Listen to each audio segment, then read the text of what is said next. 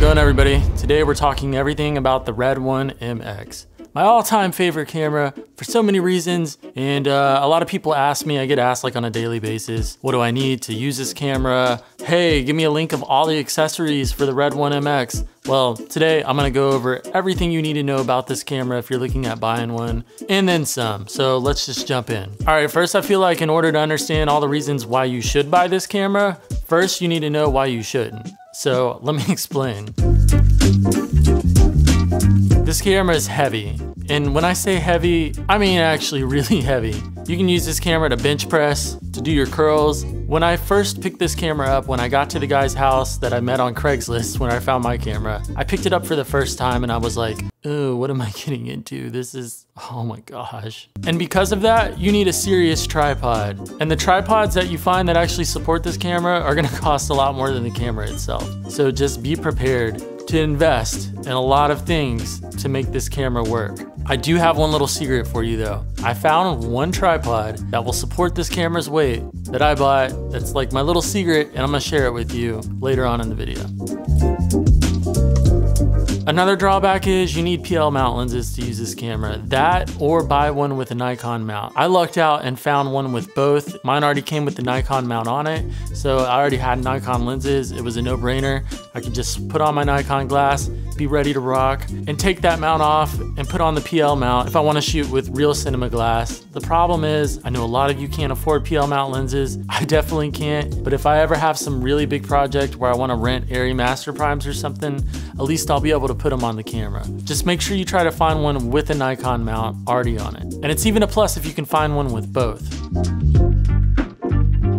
Also, this camera gets really hot, like really hot. It turns into a little fire camera. It's essentially a gigantic computer just processing insanely amounts of information, doing whatever it does to make that beautiful picture it gives you. And it gets really hot while it's doing it. So just be prepared. If you live in Texas like I do, or in somewhere really hot, it's gonna be a challenge keeping it cool. Also, I haven't really seen anyone talk about this, but the fans go bad in these things. Mine went bad, the bearing went bad in it, so every time the fan was on, it went so every time I was like recording dialogue takes or anything, you could just hear this awful noise in the background. So I had to rip my camera apart and become a Red technician because this camera's not supported by Red anymore. So if anything happens with it, you gotta fix it yourself. So here I was just doing this really scary operation on my beautiful camera that I love so much, hoping that I wasn't gonna break it. Thankfully, I was able to replace my fan and all is good now, but just be prepared. You might have to do something like that. It's not for the faint of heart, ripping open your Red camera, just so you know. Also, the whole ecosystem of the way this camera works is like a real film camera. You need a Steadicam to actually put this thing on. You can't put it on a Ronin. You can't put it on cheap tripods or it's just gonna fall off. It's really heavy. Like I said before, you're gonna need real stuff, like a real crew, real people to use this camera. It's not really a one-man camera. I use it as a one-man camera all the time, but I'm just gonna say, it's not easy at all, so be prepared. And it tops out at 4.5K resolution. For some of y'all that might be a problem. For me, it's not a problem at all. What's so beautiful about this camera is like organic quality it has to it, and it's not blindingly sharp, like overly digital. It looks like a film camera to me. For me, I know that resolution is only like a small part of what's actually important, so that doesn't bother me at all, but you should know this. You obviously do know this, but figured I would cover it. And like I said before, it's not supported anymore, so if something goes wrong with your camera, it's gonna essentially be a gigantic paperweight, and it could be really sad. I don't want that to happen to you. It's not supported by Red anymore, so you should know that. Hopefully you do. If not, now I told you. Okay, if you can live with all those things and you're ready to take the risk of diving into a Red camera, then here's the reasons why you should buy it. The picture it produces is just absolutely, insanely gorgeous.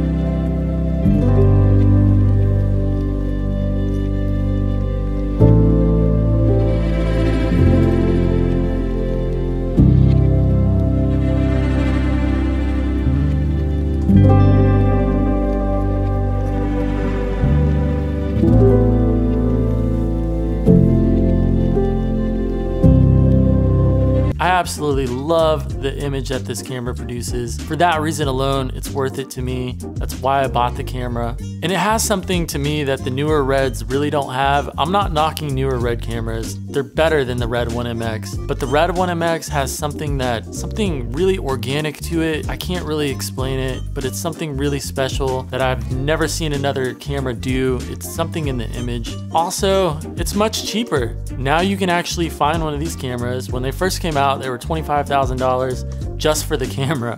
So now you can actually find one and be able to afford it and jump into the game of owning a Red. Even though this camera's old, it's from 2010, it's still smashing like so many other cameras when it comes to film. Like I'm on a Blackmagic Pocket Cinema camera right now, using this to film me. The two cameras look totally different. I use my Blackmagic Pocket Cinema camera for doing YouTube, stuff like this, but when I want to shoot like an actual film scene, I use my Red 1MX every time. They spent so much money and time developing this camera. It was their flagship camera. Now they have much newer cameras, but they really hit it the first time around in my opinion, and for that reason alone, you're kind of owning a piece of film history if you decide to buy this camera. So there's also a million more reasons why you should buy this camera, but if you're already sold and you're ready to do it, here's a couple things you should look for when you're trying to find one.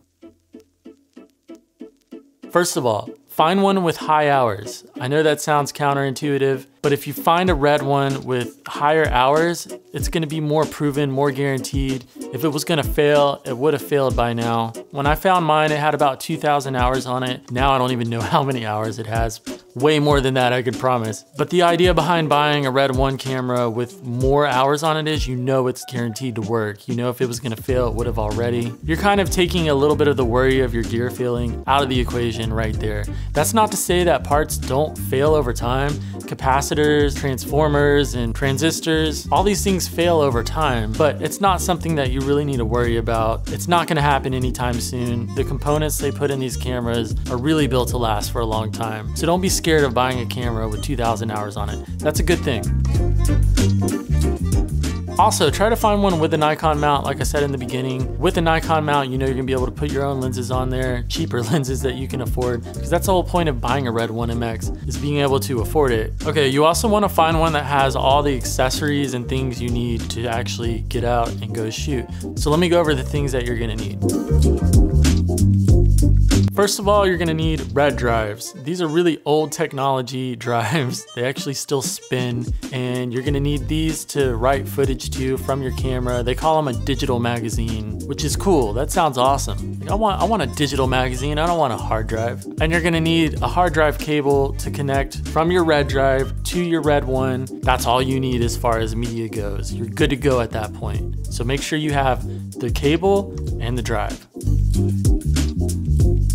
Also, you're gonna need a monitor. Try to find one that comes with it in the bundle. Mine, I'm using an Nikon older aftermarket monitor and it works just fine. I'm hooking it up via HDMI to mine and I'm getting picture that way. But it's even a plus if you find an actual Red Pro monitor, that would be the way to go. So hopefully if you find a kit, it actually comes with that.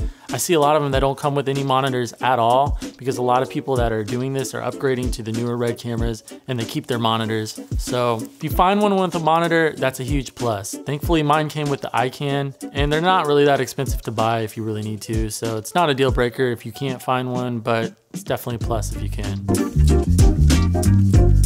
Also, you're gonna need a V-mount battery, that goes without saying, and a V-mount battery charger. Mine came with both of these, and it also came with an AC power adapter. If I wanted to run the camera just off of AC, I could do that as well. So it's a plus if you can find these in your package, but it's not necessary. If they're not included, it's okay. You know, you can find V-mount batteries and V-mount battery chargers pretty easily. Those aren't hard to find at all. And that's really it. That's all you need. Install Red Cine Pro X on your computer, and then you're able to edit all your files and go from there. As you know, Premiere Pro supports it natively, so does DaVinci Resolve, so you shouldn't have any problems once you record all your footage.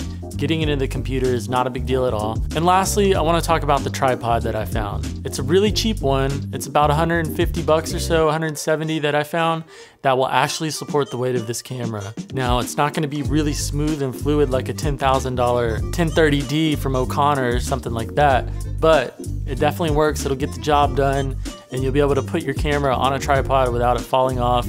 which is really important. I can't see owning this camera and not having a tripod to put it on. So I'll put a link to it in the description. If you have a Red 1 MX and you're looking for a tripod that will actually work with your camera, this one's pretty good. I've had mine for like 3 years, never had any problems with it. Again, it's cheap, it's not gonna be amazing, but at least you'll have a tripod to put your camera on. And lastly, try to get one that comes with a Pelican case. Mine came with the Pelican 1650 and it has wheels on it, and I'm able to put everything in it and roll it around. I take my camera everywhere with me. Me and my camera have been on so many different trips and journeys together, and I can't imagine not having a Pelican case to put it in. It would be really hard to move all this stuff around without it, honestly. So try to find one that comes with a Pelican case. I know that can be kind of hard, but if you can, do that. Like I said, I really lucked out and found the perfect package. If you wait around long enough and keep an eye on them and be patient, you'll find a really good package. So that's it. That covers everything with the Red 1 MX. I hope you enjoyed this video. If you did, give me a thumbs up, and I'm definitely gonna make more content on it for sure. My all-time favorite camera. And yeah, so I'll see you guys on the next one. Peace.